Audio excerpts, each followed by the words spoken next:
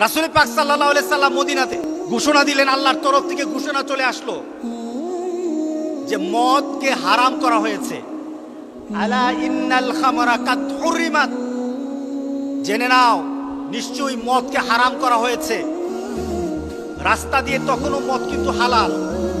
উমরও মদ খায়, আলীও মদ খায়, সাহাবায়ে কেরাম মদ খায়, সবাই তখন মদ কিন্তু তখন পান করে। কিন্তু একটা ঘোষণা চলে আসলো, রাস্তা দিয়ে একটা লোক বলতেছিল যে আল্লাহ সুবহানাহু ওয়া তাআলা ঘোষণা দিয়েছেন মদকে হারাম করা হয়েছে, মদকে হারাম করা হয়েছে। একটা ঘোষণা দিল, রাস্তা দিয়ে মানুষটা যাচ্ছে ঘোষণা দিয়ে দিয়ে সাহাবায়ে কেরামদের অনেকের মুখের মধ্যে মদটা মুখের মধ্যে দিয়েছে, এদিক দিয়ে কানে ঢুকেছে। আলা ইন্নাল খামারা কাদ হুরিমাত, মদকে হারাম করা হয়েছে, এই কথাটা কান দিয়ে ঢুকলো। একদিকে কানে ঢুকলো, আরেকদিকে মদটা কোথায়? জিহ্বায়, মুখের ভিতর মদটাকে আর ভিতরে ঢুকায় না, মদটাকে আর ভিতরে ঢুকাইলো না। যখন সাহাবায়ে কেরাম শুনলেন যে এই মদকে হারাম করা হয়েছে, জিহ্বায় রাখা মদটাকে ফেলে দিল। যে এই মদ ছাড়া মানুষ থাকতে পারতো না। কিন্তু একটা ঘোষণা ছিল আল্লাহর, ঘোষণাটা ছিল মুহাম্মদুর রাসূলুল্লাহ সাল্লাল্লাহু আলাইহি সাল্লামের, ঘোষণাটা ছিল কল্যাণের, ঘোষণাটা ছিল তার উম্মতের জন্য, ঘোষণাটা ছিল যারা জান্নাতে যেতে যায় তাদের জন্য। যদি জান্নাতে যেতে হয় এই কথা মানতে হবে। আল্লাহর কসম, যারা মানবে না তারা জান্নাতে যাবে না। যারা কোথায় যাবে না? কানের মধ্যে ঢুকলো, মুখের মধ্যে মদটার এদিকে যায় না, মদটা কুলি দিয়ে ফেলে দিল। মদের আসরে বসা, মদটা খাবে, গ্লাসের মধ্যে মদ, হঠাৎ কানের মধ্যে ঢুকলো কাদ হুরিমাত, মদকে হারাম করা হয়েছে। মদটার গ্লাসটার মুখের মধ্যে লাগায় না, গ্লাসটাকে লাথি মেরে ফেলে দেওয়া হয়েছে। সুবহানাল্লাহ, সুবহানাল্লাহ। এই মানুষগুলি জান্নাতে যাবে, এই মানুষগুলি জান্নাতে যাবে যারা আল্লাহর বিধান শোনার পরে নিজের জীবন চলে যাবে। তো আল্লাহর বিধানের বাইরে নিজেকে পরিচালিত করবে না। আল্লাহর কসম, মৃত্যুর আগে সে জান্নাত দেখে মরবে, মৃত্যুর আগে জান্নাত দেখে মরবে।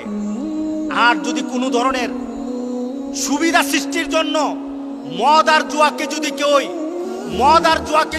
হালাল করতে চায়, মদ আর জুয়াকে যদি আমাদের ছেলেদের চরিত্রকে ভালো করার জন্য যদি উপযুক্ত বানাতে চায়, আল্লাহর কসম তার মৃত্যুটা ইহুদি নাসারার থেকে আরো খারাপ মত হবে। কথা ঠিক আছে কিনা বলেন? ইহুদি নাসারার থেকে আরো খারাপ মত হবে। সুতরাং এই মদের ব্যাপারে বাংলাদেশে আন্দোলন আরম্ভ হয়ে গেছে, জুয়ার ব্যাপারে আরো আন্দোলন হয়ে গেছে। আমরা কি মদের পক্ষে থাকবো নাকি মদের বিপক্ষে থাকবো? রাসূল পাক সাল্লাল্লাহু আলাইহি সাল্লাম ঘোষণা দিলেন যে মদকে হারাম করা হয়েছে। সাহাবায়ে কেরাম সেদিন মদিনার রাস্তাঘাটে মানুষ হাঁটতে পারে নাই, মদিনার অলিগুলিতে মানুষ হাঁটতে পারে নাই। পেছনে কারণ কি? মানুষের ঘরে মদের মটকা, মানুষের ঘরে মদের বোতল, সাহাবায়ে কেরামদের ঘরে ঘরে মদ ভর্তি। কিন্তু আল্লাহ বলেছে মদ খাওয়া যাবে না, রাসূল বলেছে মদ খাওয়া যাবে না। আর দেরি করে নাই, মদগুলিকে ঘর থেকে লাথি মেরে মেরে ফেলে দিয়েছে। যেই মদটাকে বুকের মধ্যে রাখতো, যেই মদটাকে সাজিয়ে রাখতো, ওই মদগুলিকে লাথি মেরে ফেলে দিয়েছে। হাদিস সাক্ষী, ইতিহাস সাক্ষী, সেদিন মদিনার রাস্তায় মানুষ মদের কারণে হাঁটতে পারে নাই, কারণ ঘরে কোনো মদ ছিল না, সব মদ লাথি মেরে ফেলে দিয়েছে। মুসলমান, এই পরিচয়টা কার পরিচয়? এই পরিচয়টা কার পরিচয়? এটা মুসলমানের পরিচয়, এটা মুসলমানের পরিচয়, একজন মুমিনের পরিচয়। মুমিন যখন কোনো ধরনের খারাপ কাজ দেখবে তখন সে আর সহ্য করতে পারবে না, সে তার নিজের মধ্যেও থাকলে এটাকে কিভাবে দূর করা যায় এই প্রচেষ্টায় তার জীবনটা দিয়ে দিবে। কথা ঠিক না? এটা কেন পেরেছে?